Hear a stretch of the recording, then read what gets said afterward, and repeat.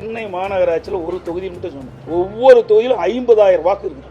சென்னை மாநகராட்சியில் ஒவ்வொரு சட்டமன்ற தொகுதியிலும் சுமார் 50,000 வாக்காளர்கள் இறந்தவர்கள், ஒரே இடத்தில் குடியிருந்து வேறு இடத்திற்கு மாறியவர்கள், இரட்டை வாக்காளர்கள், இப்படி சுமார் 50,000 வாக்கு இருக்குதுங்க.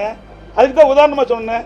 ஆர்கே நகரில் பல முறை நாங்கள் முயற்சி செஞ்சு சம்பந்தப்பட்ட தேர்தல் அதிகாரிகள்கிட்ட அதையெல்லாம் நீக்க வேண்டும் என்று முறையாக பட்டியலிட்டு புள்ளி விவரத்தோடு கொடுத்தோம், ஆதாரத்தோடு கொடுத்தோம். நீக்கல. பிறகு நீதிமன்றம் போனோம்.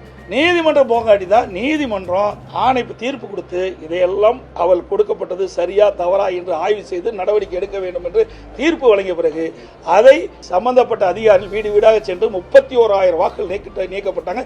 இன்னும் 14,000 வாக்குகள் நீக்கப்படாமல் இருக்கு. ஒரு தொகுதியிலேங்க 46 ஓட்டுனா 60 லட்சம் பேர் வராது. இதில் யாருக்கு எந்தவித தவறும் கிடையாது. இந்த கட்சி அந்த கட்சின்னு பார்க்காது. நேர்மையான வாக்காளர் பட்டியல் இடம்பெற வேண்டும். எல்லா கட்சியுமே PLA 2 போட்டுக்கிறாங்க. ஆனால் இப்படி திமுக பேசிக்கிட்டு ஒவ்வொரு பாகத்திற்கும் திமுக கட்சிக்காரர் வீடு வீடாக கூட போயிட்டு இருக்கிறாங்க.